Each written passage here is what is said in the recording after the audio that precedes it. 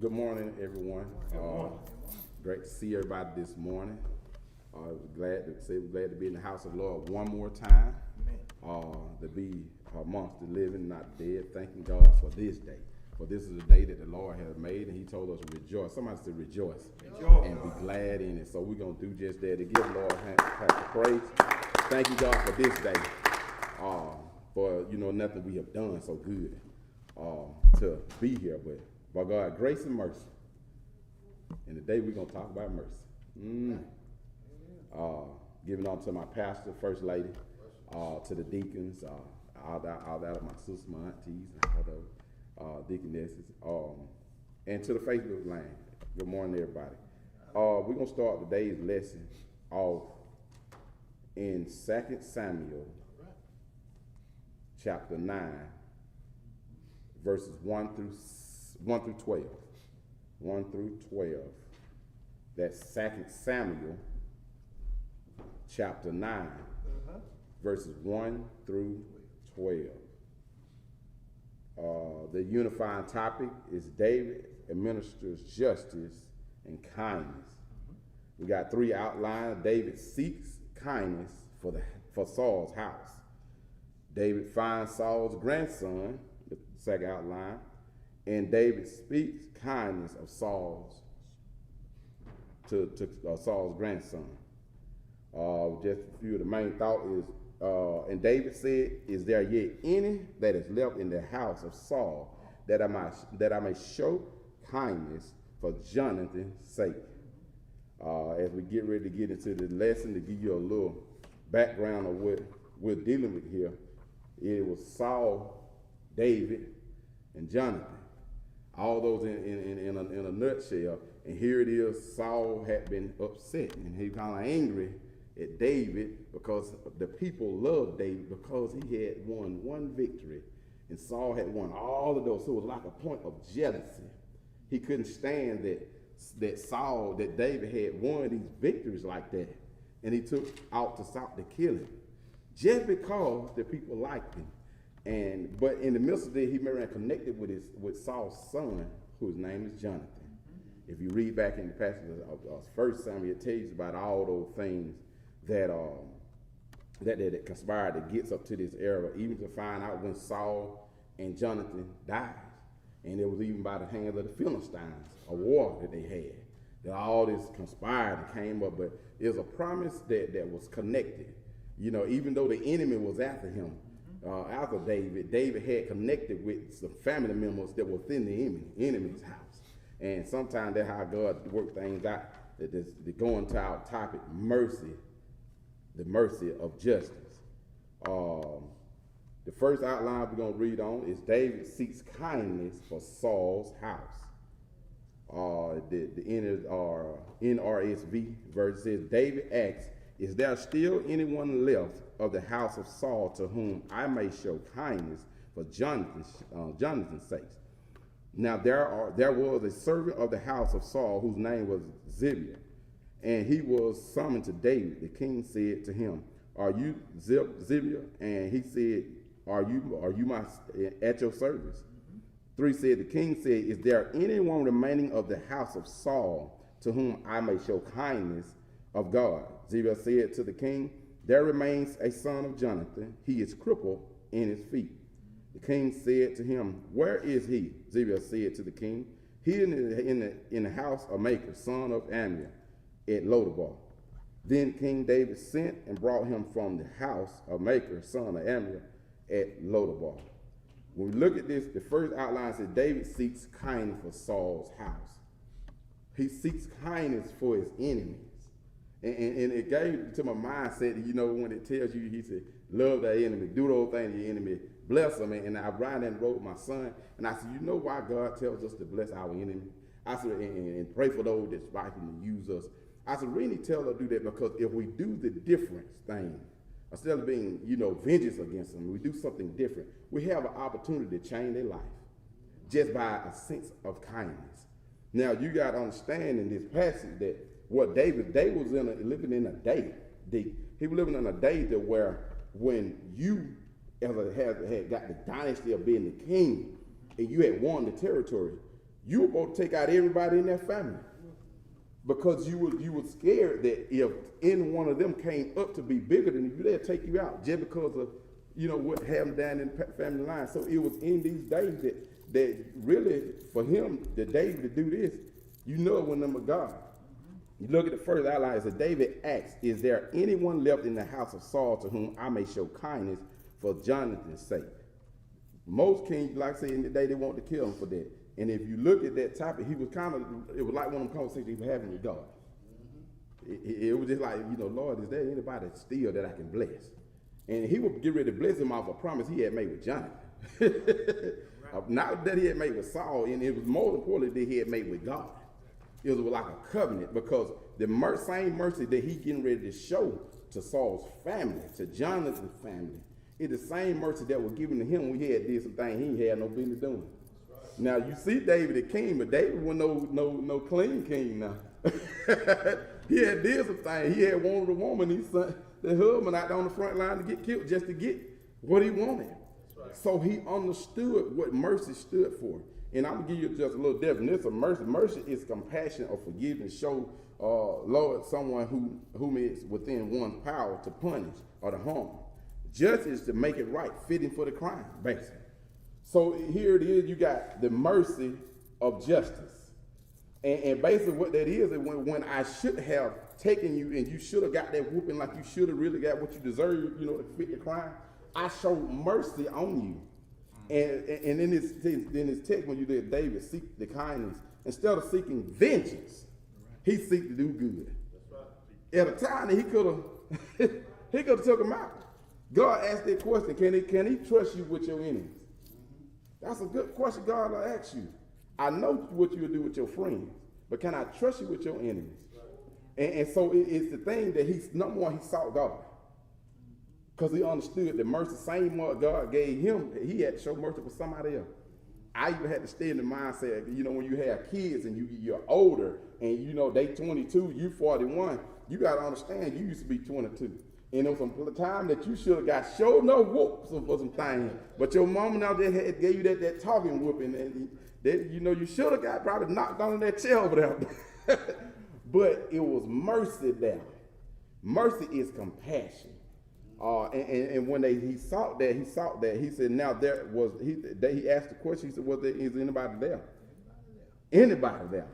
He was asking that question. So that's what happened.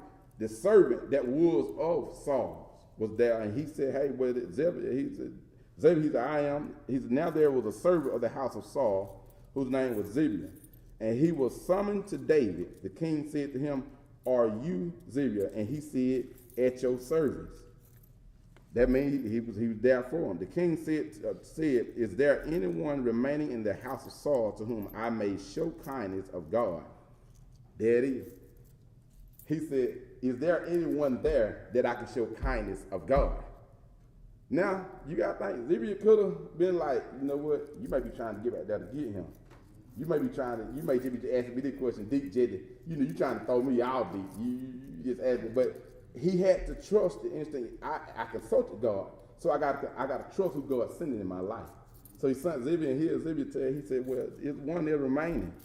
And he began to tell him where he is. Now, because this situation was going on, and they knew Saul was gone, and Jonathan was gone, these family members had went and hid. Right. And they had hid in Lodabar. I mean, when you know somebody after your family, you going to go hide. You ain't going to tell them about your location. But just so happened, he knew what his location was. But if you look at it, he said, there remains a son named Jonathan. He is crippled in his feet.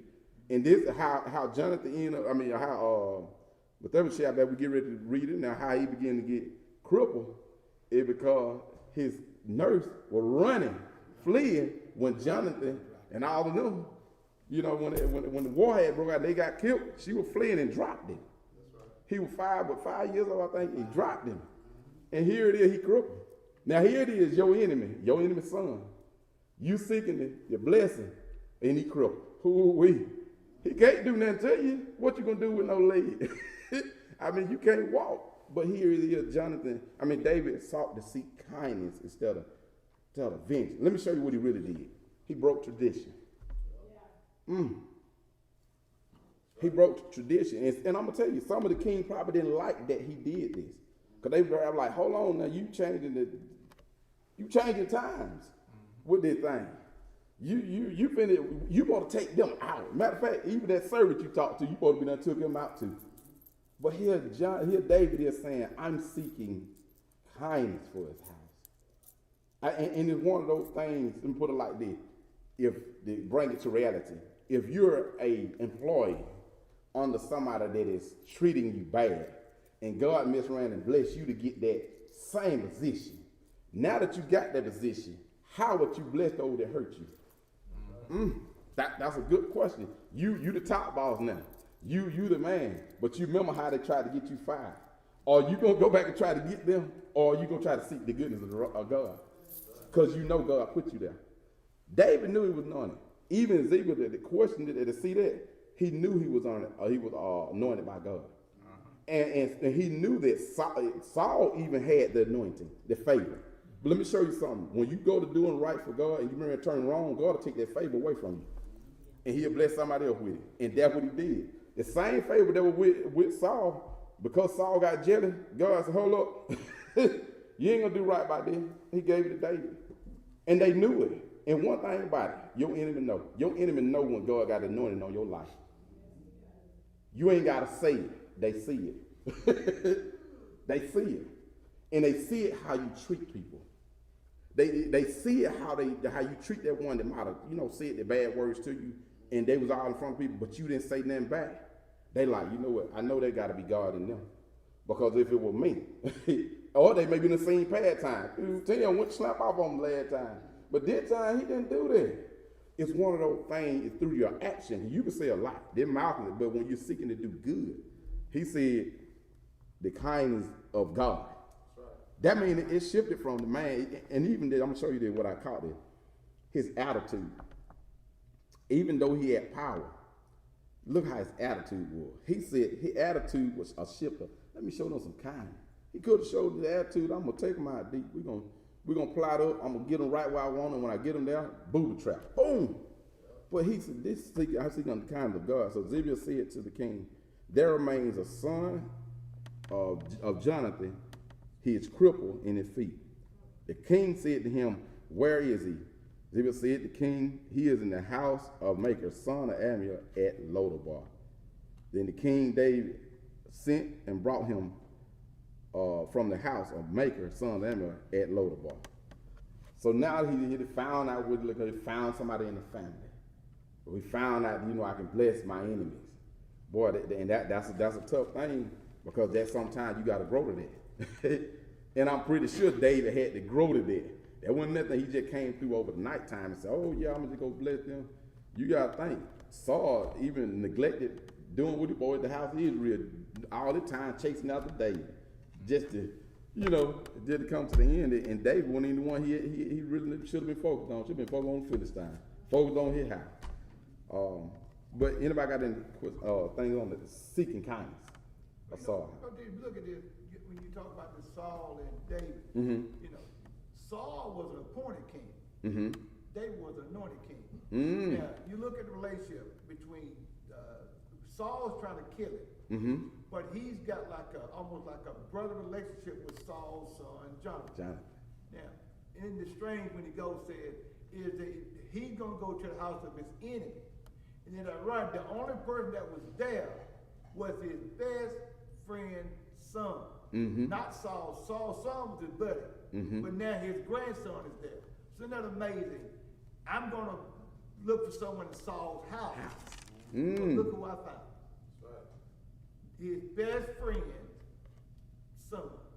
And then not only that, the son that was crippled. Show the amazing work of God.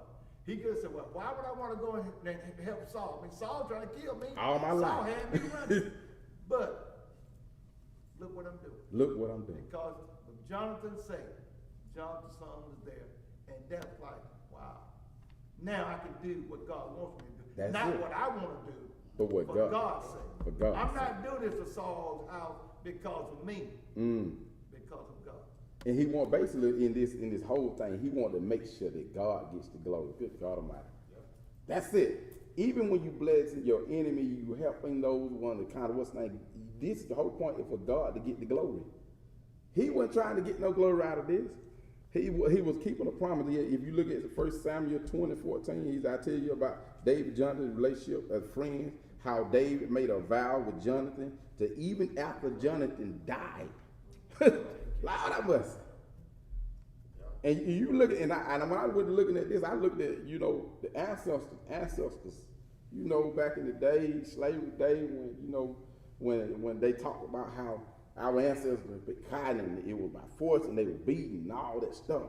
Now here it is that we are a black nation in areas, and some of us are over some of the same one that mom and daddy, probably great had slaves. But are you willing to change tradition and do the kindness of God, despite what happened back then? Let me show you. I watched something so funny. I watched Lion King, right? And the Lion King, they got a point in there on Lion King, and it tells the little monkey, he hits the lion side of the head, little lion. He said, "Ow, that hurt." He said, "Man," the lion said, "That hurt." He said, "Yeah, well, it hurt." He said, "But it's in the past." Then he was like, "What do you mean?" He said, "Well, it's in the past." So he was like, he said, "Well, I've been running from my past all my life." He said, "Well, either you can run from it or you can learn from it." So he swung it at him again, but he ducked. So what that teaches us, even in this lesson, that yes, things happen in our past life, and we know we're not proud of what happened to our ancestors, but we learn from them, and we learn to do something different. We learn to treat people differently, and what that happens is sometimes some of the same people that didn't show you mercy, Lord, that mercy, you're gonna have to show mercy to them because of God. That's right. And sometimes let me show you something. It's some friends I have right now that are white friends. We're real good friends, and these people know me from areas. So one of those places that when a lot of times they're in some high places that I know, and when they hear me, "Oh, I know him," they don't think about what happened with our ancestors and stuff. They think about the relationship that we have now. We didn't live back then. We weren't even there. We had no control, but what we have control over is right now. So, it wouldn't, brother love, because of Christ, it brings us together. It brings us something totally different. It makes us seek something totally different. No word, we don't allow the past to hurt us. Yes, you remember, you don't forget it, you understand it was painful. But you got to move forward, and you got to make a different relationship that is of Christ. It's a different path, different look. So, with David, we say Saul was David's enemy. Mm-hmm. But when you read the whole story, David never called Saul his enemy. Mm. He never called Saul his enemy. Saul, the only reason people consider Saul David's enemy is because of Saul's character. David's character never changed. It didn't. That's Even true. when Saul was chasing him, he showed God's mercy. That's true. From the beginning to the end. That is But true. what we do know is power brings out your character. Right. When you have the power, when you have the power to treat somebody good or bad, Mm-hmm. your character comes out. Your character. That's true. And God want to know, okay, if I gave you this power, Mm-hmm. let's see what you would do. Mm. When you the end all beat all, and you got the power in your hand to treat somebody good or bad, You got a let's choice. see what you'll do. Yes. Regardless of what they did to you, and because we can make all kinds of excuses. They did this. That's true. But let's see what happened. You say they were bad when they were sitting in the seat. Let's see what happened when you sit in the seat. Mm-hmm. Because power brings out your true character. Your true character. Yes, he will. Your true character, it's gonna show up. And David's character, the reason God said, "I found a man that is after my heart." The reason God knew David from the inside out is because when David had no power, he still treated people good. That's true. And now that he's sitting in the seat, God said it won't change his heart. He may make mistakes. I'm not saying he won't make mistakes. But ain't gonna change it. But it's not going to change his heart. And that's why he was able to show the kindness of God. He was able to put things in the past behind him. And still allow his good character to come forward. And a lot of us are in that same position. People may have wronged us, and we run when they, because this world is round and it's been. So it comes back around. And so when you see somebody in your life now that wronged you, and now God has flipped the table, you on top and they on the bottom. Boy. Now God is saying, okay, See your character. here it is. One coming out. Let's see, Yes. let's see what you'll do. So we have to be careful. This is a powerful lesson right Yes. here about character. Character. You know, about how if God bless you, how would you be? You ever thought about that? If God, you asking God to bless you, but if God bless you, how would you be? How would you be? Would you still praise Him? Would you still give Him all the honor and the glory? Would you treat His people right? That's it. You know, it's a strong statement. Mm-hmm. I like how, even in modern day, you know how David, he didn't go against the family and blame the whole family. That's You it. see what I mean? Just because the grandparents and the parents, or just because your daddy had issues, you know what I mean? I'm not holding that against you. You see what I'm saying? Because nowadays, what happens is we say, "Oh, I'm not fooling with them," Mm-hmm. and then That's didn't do anything to you. You had nothing to do with that. You know what I mean? And I like how the way he did it. He said, "I made an obligation. I made a commitment. You know, God has tasked me with this assignment." You know what I mean? And he held to that.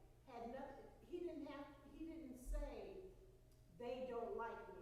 Even in the lesson, it said that Jonathan made sure that, well, here it says, although Saul knew that God had rejected him and anointed David to be king, David was not welcomed by Saul. David wasn't welcomed by Saul. Had nothing to do with Jonathan. It said, yet David did not let that stop him from doing right by Jonathan and his family. You see what I mean? Yep. Your problem is your problem.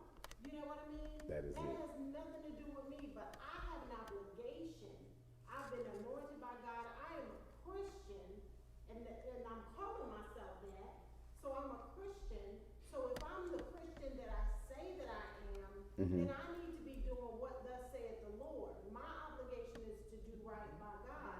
Now, you can't control somebody else's issues, but you can, like we've all said, you can control how you behave. Exactly. How you treat people. And you don't hold the whole family accountable, or you don't hold, you know how some people don't want you to speak to them because I don't get along with that person. Yeah, that's true. You know what I mean? I don't hold all of them accountable for the problem that I have with this one person. Yeah. I'm still going to be kind to, I'm still going to love on, and maybe eventually we'll get our stuff together, but I'm not going to hold everybody accountable and put everybody in one big bucket because they're associated or they're related. That's true. And that's what I like about it. And it's amazing you said that because I even see that in families. Yeah. It's deep in families because it can be an era that, you know, they had something against each other, or somebody, grown people had something against each other back then. But you see the kids over there playing. But then they had to get older and say, don't mess with them. But they don't give you what happened. And they're like, we don't mess with them. You know, we don't mess with the Hawkins because, you know, back in 1987, you know, with Mom and them, they got into it at the church and all that good stuff. And all of a sudden, you know, we don't never mess with them right now. And then you look at the kids, and the kids over there playing with each other, they don't understand all that. They won't even back down. Because they have made a totally different bond. And it's different, and they bond is kind of, it case on relationship, love. That's it. What y'all bad about, I wasn't even there. I don't know. So it's one of those things, like I said, David, he had to put those things had to be in the past. And I like how Pastor said, even that it wasn't that they were the enemy, it was the character. It was the character of, you know, David never really just said, well, that he my enemy. It just, what Saul's character is, ooh. And one thing David understood is, Saul, you mad at God. And the reason you mad at me is because of what God did for me. That's so it. I'm connected to what you mad at. So I look like, because Saul can't see God. He can only hear and feel the results of represented a physical form of what I'm mad at. What I'm mad at. I'm truly mad at God. I'm chasing Okay. him, but I'm mad at God. I'm mad at God. That would solve problems. Yes. I'm chasing him, but I'm mad at God. And the reason I'm chasing you is because of what God did for you. Nothing that David did, because David was totally, all his life He was good. He so it was. wasn't nothing David did. It was just the result of what David, got from God that Saul was chasing. Wow. And what's so ironic about it is Saul is chasing after David because he represents what he's mad at, and David is running from what he's anointed to be. Yes. It is a crazy situation. Crazy situation. Crazy situation. And somebody could have sit down at the table and say, look, God anointed me to be king. If you want to be mad, Be mad at him. Yeah. And Samuel could have ended the whole thing, but the death would have fell on Samuel. If Samuel had went to Saul and said, Saul, I'm going to anoint David to be king because you didn't act right. You didn't act right. Yeah. And if you look at that story to understand how Saul died. Yeah. Philistine really didn't kill him. He committed suicide. Fell on his own sword. Yeah. And it got that bad when, like Pastor said, all he really did is sit down. And the truth be told, when you get in a situation like that, God can use both of them. But nobody wants to sit there and talk about that. And sometimes that be the case, even in families. God can use this and this and this. But because you mad what God doing in my life, or I'm mad what God doing in your life, we can't sit there and come to a resolution. I'm too caught up in what God doing. And like I said, it's not that I'm mad at you. I'm really mad at God. You know what he doing that for Deacon Johnny for? But I don't realize the same God, he can bless. He anoint you, he can anoint me. But look at the importance of Jonathan. By right, Jonathan should have been the next king. Next king. I mean, if you go by law. By law, but he would Jonathan have. understood this man's anointed. He understood. So I'm gonna do all I can to make sure God's plan goes through. That's So it. he could be mad at the family. Like I said, Pastor Em said, Saul was mad, but he wasn't the enemy. He just realized I got something that God has given to David, and I'm mad about it. But it's gonna come to fruition, and your own son is gonna help him to get to it. Yeah. I say, remember, and then David married his sister. So that whole family's all together. He in the family. He already in the So family. why wouldn't he give something to the family?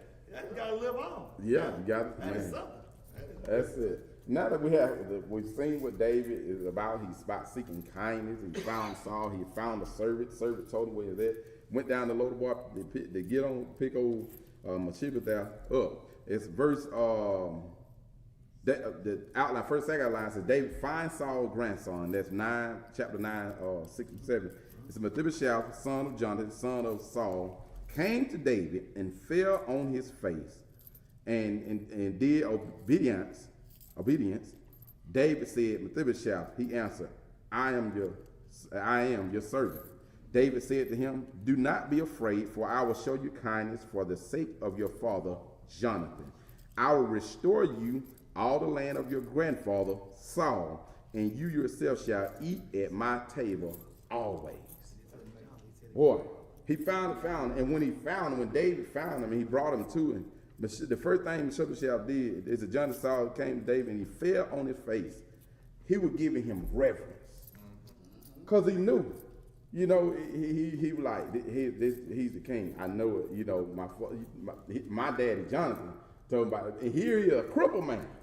We can't forget that. This young man is crippled. And truth be told, what we're getting ready to see is exactly what like you were talking about. Jonathan supposed to be the next king. But look what David finna get ready to do.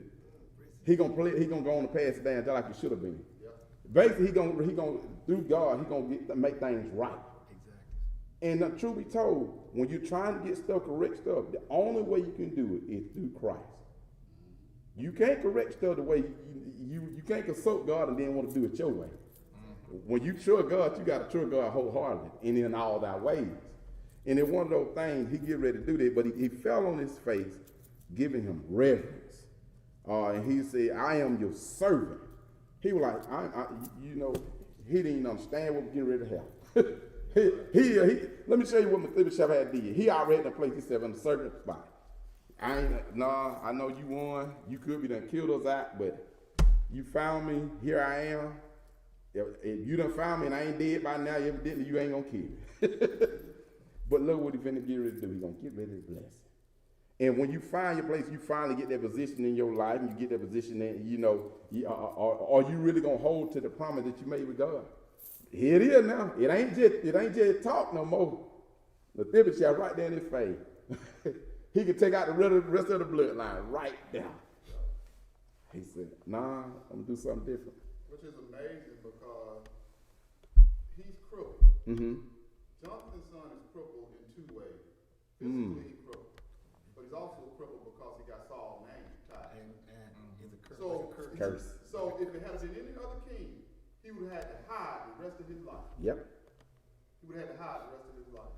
But because it's David, the same kindness that he could not show Saul, he was able to show it to Jonathan's son.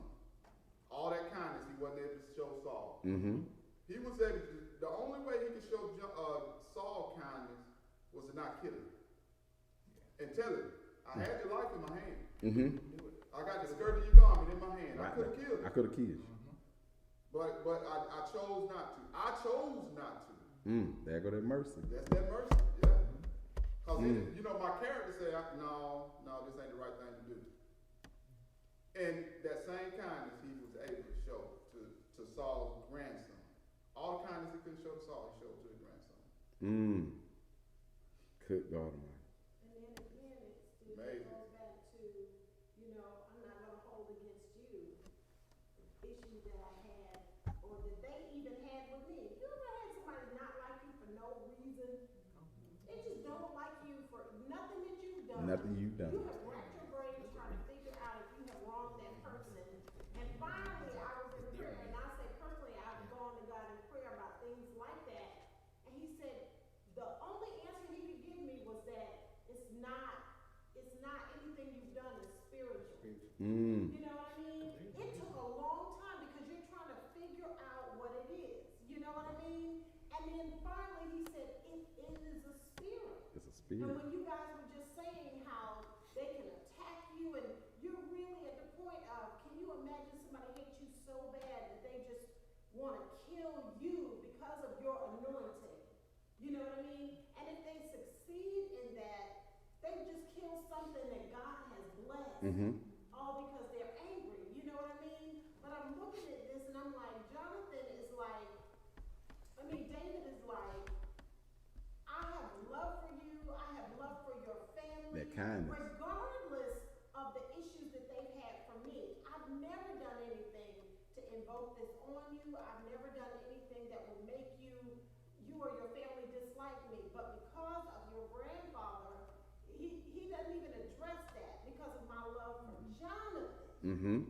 And your family, I will do this thing for you. You'll always be there with me. I'll show you favor in spite of the select person or select few that don't like me.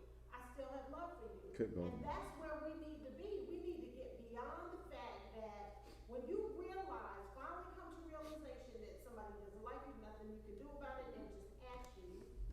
And then you finally say, you know what? It's a spiritual thing. There's something in me that they are angry with, that God anointed me with or blessed me with. You have no control of that. You got to keep going in the name of Jesus. You just got to keep going. But you still don't stop blessing. Don't stop blessing. You still don't stop showing kindness, and don't hold this person affiliate this person with their family or anything else. If they're kind to you, you're kind to them. If they love on you, you love them. Wow. You know, it's amazing. It's so much bigger. Yeah. Than what we really see. It's so much bigger. And even I like how Pastor brought out the point of that he was not just this physically crippled, but spiritually. Yes. And a lot of times we don't realize when stuff like that happens, you know, in our past life or in our history, it has that person that's there spiritually broken. Right. And they feel like they even, when he bowed down, he felt like he went unworthy just because of the name he was attached to. And sometimes because of the broken, because things that have, you know, things happen back when you weren't even born, and because you were affiliated with that family, it makes you, it hurts you because you like, man, I wish it never did that. So it's like I why I gotta be named after them? What I like what David did, David went beyond measure to bless his enemy. Because we gotta understand, like I said, Jonathan, Saul had done died on. He could have said, well, you know what? That's what I had, that's the pack I had with Jonathan. You know, he ain't here, he can't see it, so I ain't gonna keep that. How many are willing to keep the promise of God, even though he can't? Boy, he can't. That's different. That's a different level right there. But if you look at that, David went out of his way just to show the kindness of God. He went out of his way. He asked for where he was at. He got him brought there, and then when he got there, he had to shift his focus. He had to help his spirit. He was broken physically and spiritually, so he'd help. He said, right here, 7, get what he said. Then when he gonna help his spirit, he said, David said to him, do not be afraid, good God Almighty. This man been hiding out for a good minute over in Lodabar. He had to shift his focus. Look, don't be scared. I know what they used to say about when that ain't me.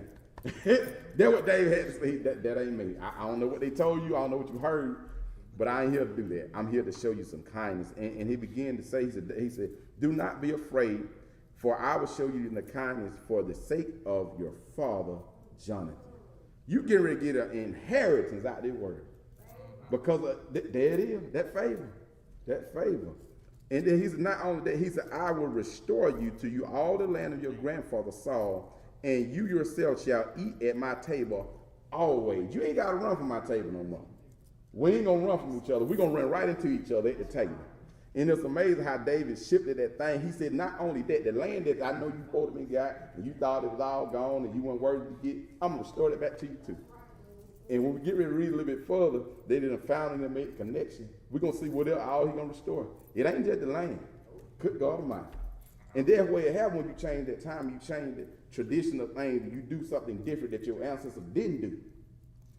God allowed you to bless your enemy beyond measure. I mean, he didn't stop there. He could have just said, you can get that little spot over here, and that's it. David went beyond measure. He's not only you going to get this spot, but you're going to eat at the table with the king. You see how smart he was? He said, I'm going to give it to you because the kindness of your father, but I'm going to restore the land of your grand. He's going to restore the land of Jonathan. That's right. He went back to it. So that show he went deep. Said, you know deep what? roots. I know it was your grandfather's stuff. I'm giving it to you, your grandfather's stuff. Good God so Almighty. Then the grandson was this curse is gone. Because he could have gave it just my dad. And weight out your shoulder. You know, I'm going to forgive your granddaddy too. Wow. That's deep. That's deep. And it's deeper than that. When David restored everything to Jonathan's son, what David did, David said, I'm not going to let this hinder me from what I need to be doing. Good God Almighty. By looking over my shoulder and worried about who don't like me. That's what David did. Because by restoring Jonathan's son, he took the curse off of two families fighting.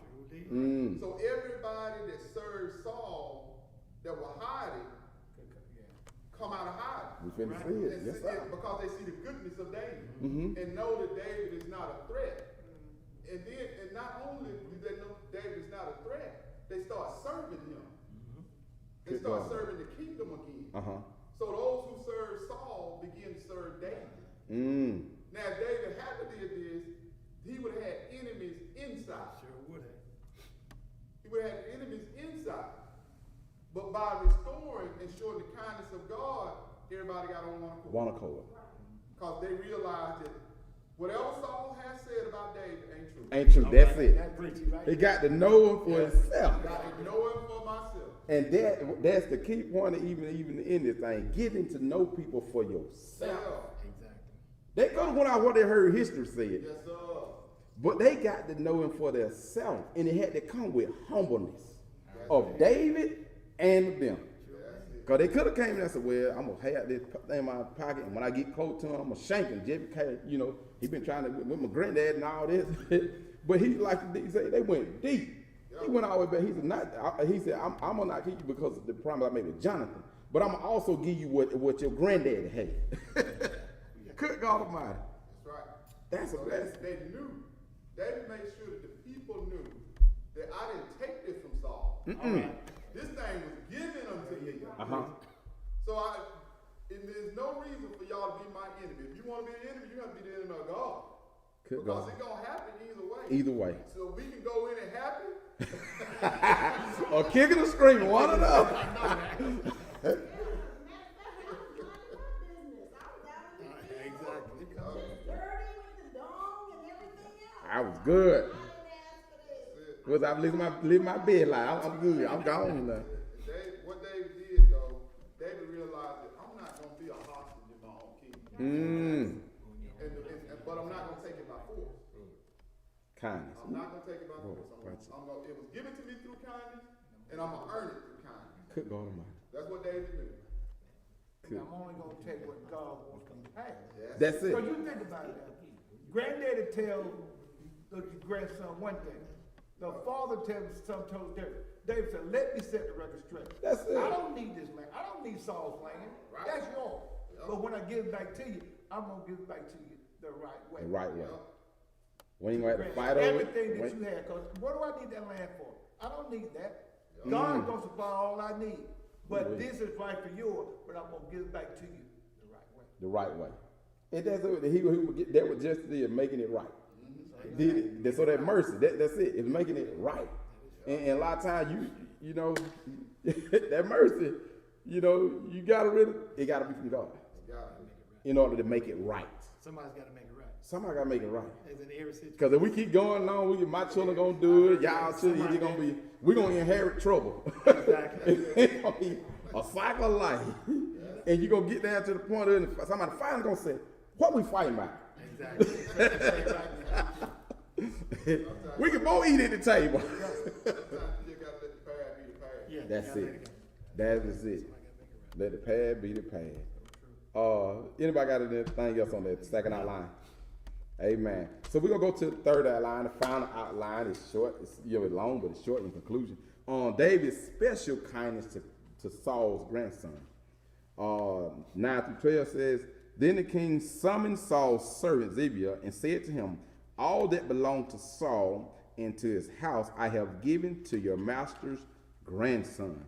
You and your sons and your servants shall till the land for him, and shall bring in the produce, so that your master's grandsons have food to eat. But your master's grandson Mephibosheth shall always eat at my table. Now Zibiah had 15 sons and 20 servants.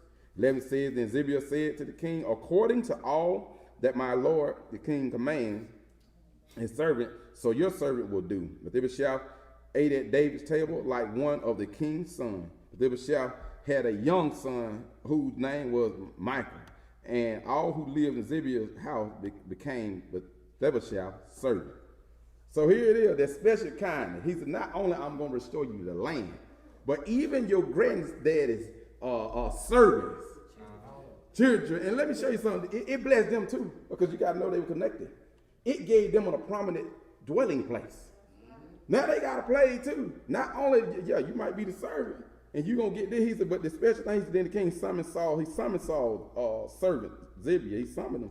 And when you summon somebody, that means that's you accountable. That means that not only do you inherit the land, but you inherit everything to go with it, even the servants. He said that all belong to Saul, to all his house, I have given to his master's grandson. Here it is. He's still showing compassion to Saul, even though he's dead, to his people. He said, You and your sons and your servant, he's talking to Zebulun, he will till the land and shall bring in the produce, so that your master's grandson may have food to eat. But your master's grandson, Mephibosheth, shall always eat at my table. That was special, that.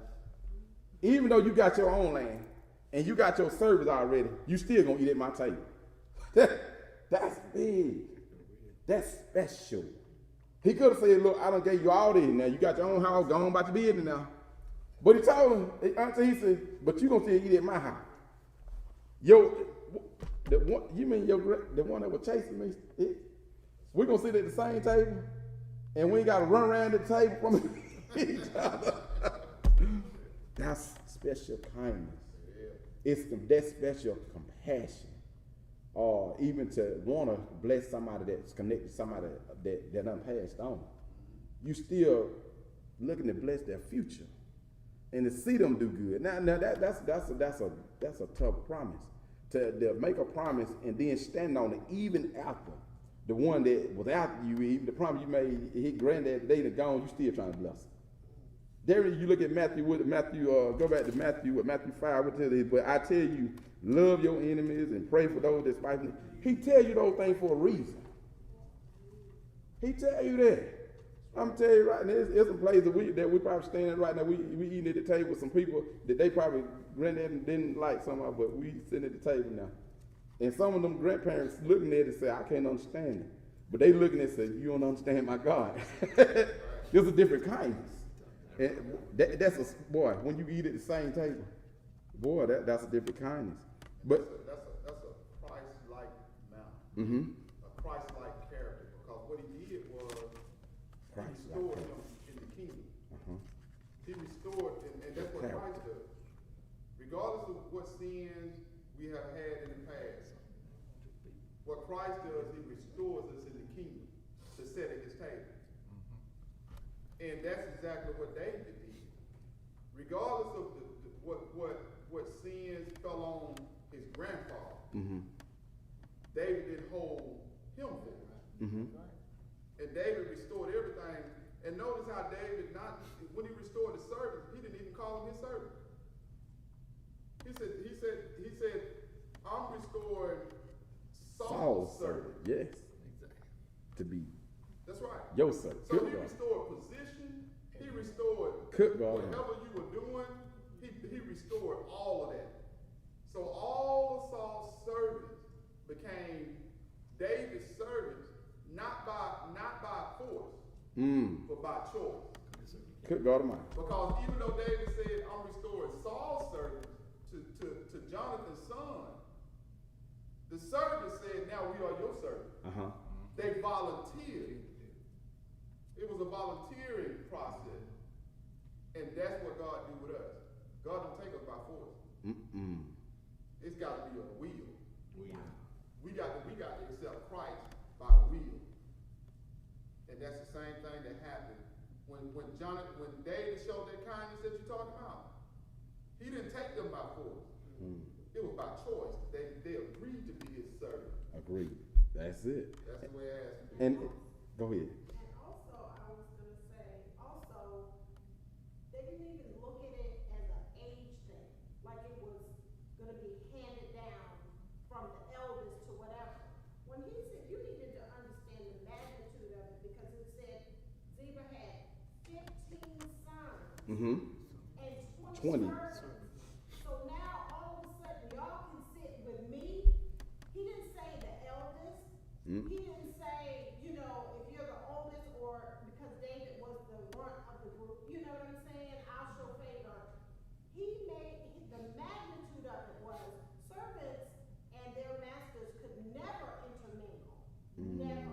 You did your job and you went on about your stayed in servant. your place. You didn't even stand in the room unless you were assigned to manage or maintain it. Now he's saying that you all can stay, and it says that he had 15 sons and 20 servants, and it says Mephibosheth ate at David's table like one of the king's sons.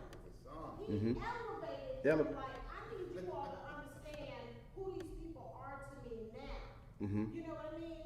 Now Saul might have treated them this particular way then, but this is where they are now. Because I need you to understand that I'm not like other kings. I'm not like other people. I had my own issues. Good God. And God had to forgive me for my own issues.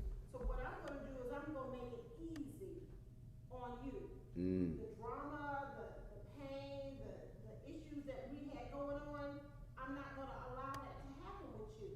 And now you've made somebody who everybody perceives to be less than you.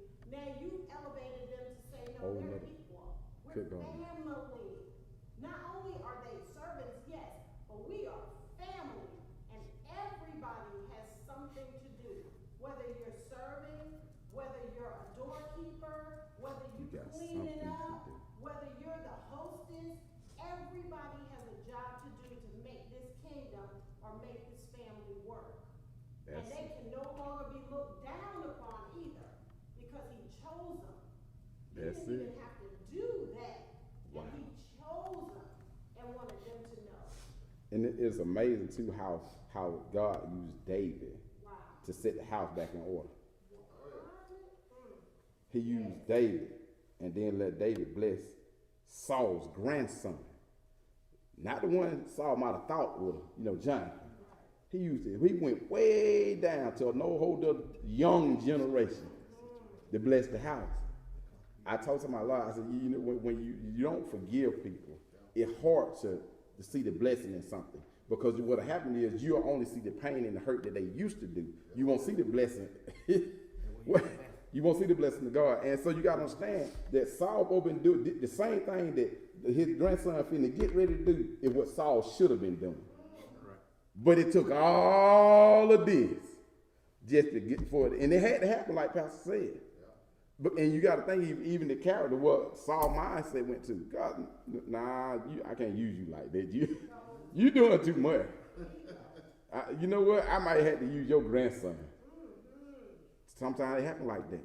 And when you look at it, I even like what Pastor said, then Zibiah said to the king, according to all that my Lord, the king commands his servant, so your servant will do it. There it is. He went forth. He said, I do it. I got it. We covered. He didn't force him. He said, I got it. I understand where we're going at this time.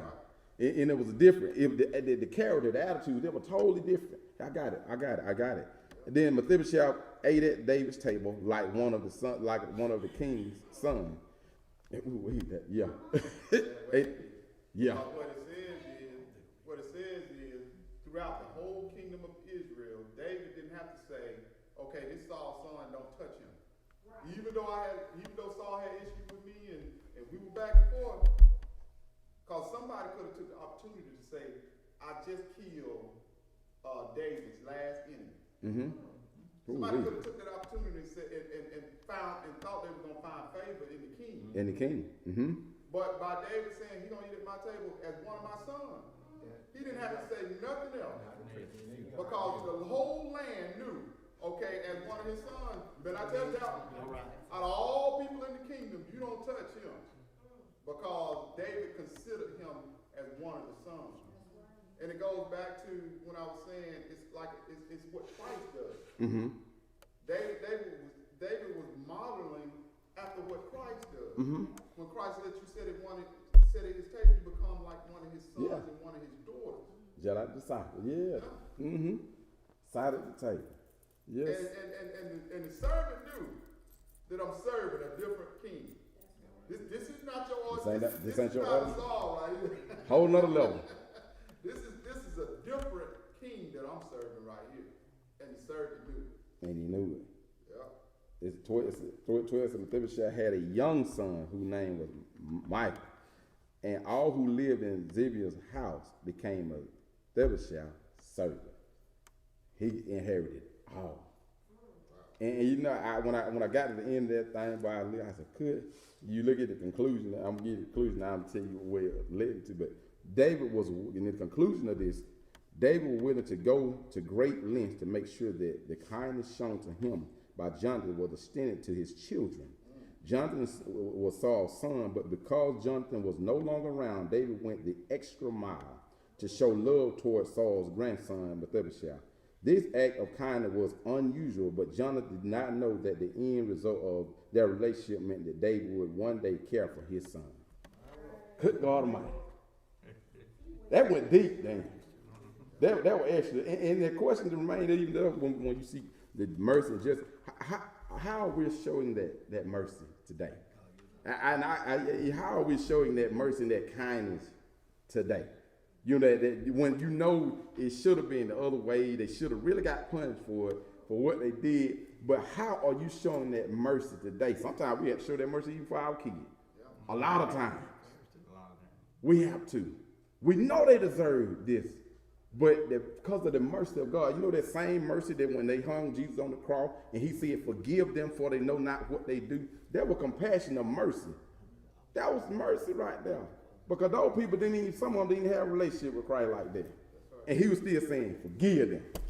That's compassion. And in my mind, what I can really hear Mephibosheth saying, your grace and mercy brought me through.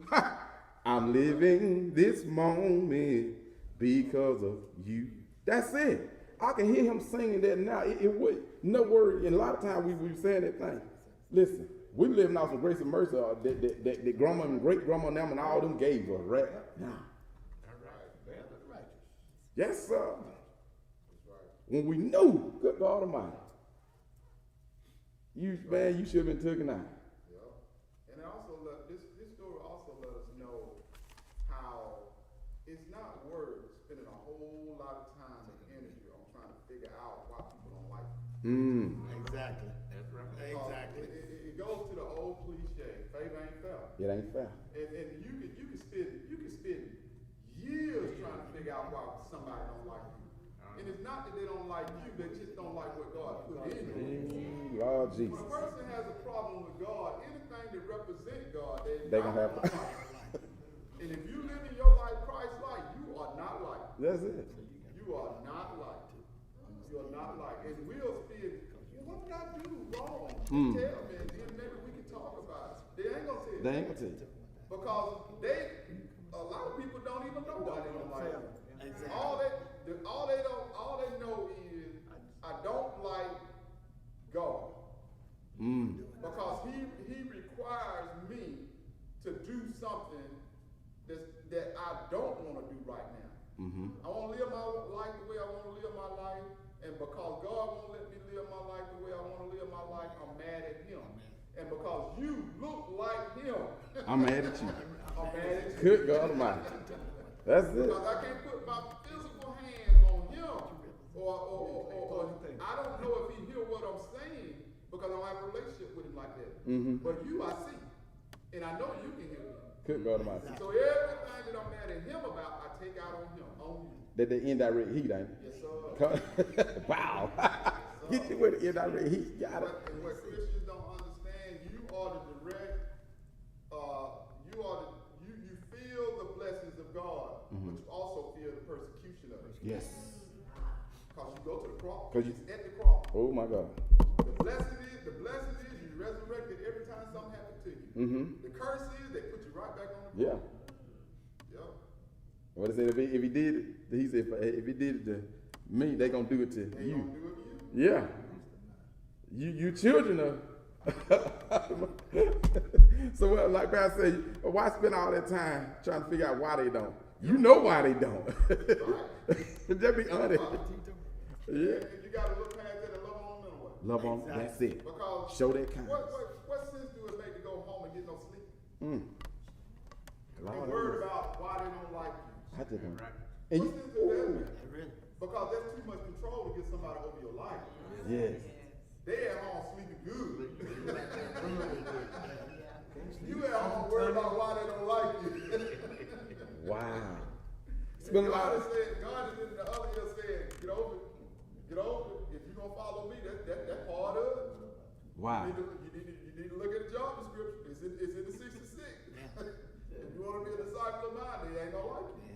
Wow. No, and instead of spending all that time trying to figure out why they didn't like it, just spend that time loving them, That's it. treating them right. You know, showing that compassion for them. If they on the side of the road, help them. Don't pass by. Good God Almighty, because you don't know. Boy, I tell people I tell a lot of them, a lot of Christians that people say this thing, and this is in a good way. You're armed and dangerous for Christ, because you have the ability to touch somebody, talk to somebody, and change their life. You have the ability, like when Paul and Silas in jail, you seen that woman, and they was behind her, and she was making money off of. All of a sudden, they spoke a word, and that thing went off of her, and all of a sudden, they got locked up, all because they had the ability to change somebody's life. What somebody was meant for evil, God used them boy to turn that thing around. You can go right now to your job Monday morning, and somebody that never really liked you, never talked to you, but because you showed them compassion and love, despite what they might have done to you, but you go there and show them the love and the kindness of God, man, you'll change their whole life. Because sometimes people need to see the Christ. They need to see the Christ in you. They need to see the Christ in you. And something, truth be told, when we go to work, a lot of times they're the only Christ they're going to see. I'm going to give y'all a little short thing. I was at Walmart yesterday, and me and the minister were talking. We just talking about the goodness of the Lord. They're talking about the goodness of the Lord, and we were in the aisleway. So you had to be mindful how people, you when they there, they hear you. So this like she standing over there, we talking about prayer and how, you know, prayer changes things, how God just does things. And if you be committed to his will, and when you ask God to do his will, you got to be subject to that. And all of a sudden we get ready to walk out and we hear a voice say, I know y'all praying people, but I'm here did what she did what she said, but could y'all pray for my son? Yeah. And it's amazing, we weren't even talking to her, but she heard prayer. And for somebody to tell you to pray for their son, they understand prayer still works. Now, she could have been saying, well, you know what? Y'all black people, I ain't even talking to y'all. Let me go talk to somebody of my own kind. But she talked to somebody that didn't even look like her, but had the heart of God. That's what she's seen. She didn't see the color. She didn't see the past. She didn't see the ancestors. She didn't see all the slavery. She didn't see that. We didn't see that. We seen somebody asking for prayer for their child. That's right. Yeah. She was saying, have mercy on my child. She said, he out there, he a little lost. He know the right thing, but he a little lost. He just need to be put back on the right path. So she understand that to get him back on the right path, it's prayer. That's it. So it's amazing, even in this generation, we had to understand, I'm still about you know, y'all used to do. No. We didn't even think about none of that. We thought about our Lord and Savior showing that kindness. Despite what colored people are, despite, you know, what they may have done in the past, you got to be able to show the mercy of God to them, that kindness. Yeah. That kindness. Yeah. And then we have to wait on God. That's it.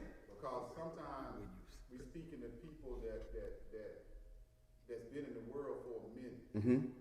And they used to showing their ugly side. Mm-hmm. But we have to remember, we're in the world but not of the world. That's true. So we're praying to God, but it ain't happening yet. Mm-hmm. Because it's a process. It's a process. And I'm frustrated with the process because it ain't happened yet. But we have to reflect back on our lives and understand something. It didn't happen overnight with us. Nope. And it ain't gonna happen overnight with them. Yep. They got to have an encounter with God. They got to have their own Damascus Road process that happens with them. Everybody got to go through that. That's it. Everybody got to go. And thank God, in the midst of going through it, mercy was still there. Oh yeah. It's right there. Well, you know, we all had that old saying, Lord have mercy. Did you? You saying, Lord have mercy for them, because you know it could have been, or it should have been, might have been the other way. But Lord have mercy and compassion on them, on that situation. Could be me, could be them the next day. But Lord have mercy. Look, I'm good. I done enjoyed it. Thank y'all for this time. And let's continue, even in this season, have mercy. Let's show that mercy of God, that kindness of God. Throughout you from this day forward, let's continue to show that mercy, and that mercy shows God love and forgiveness. The same love he gave us on the cross. May God keep you and bless you and keep you. Amen. Amen. Amen.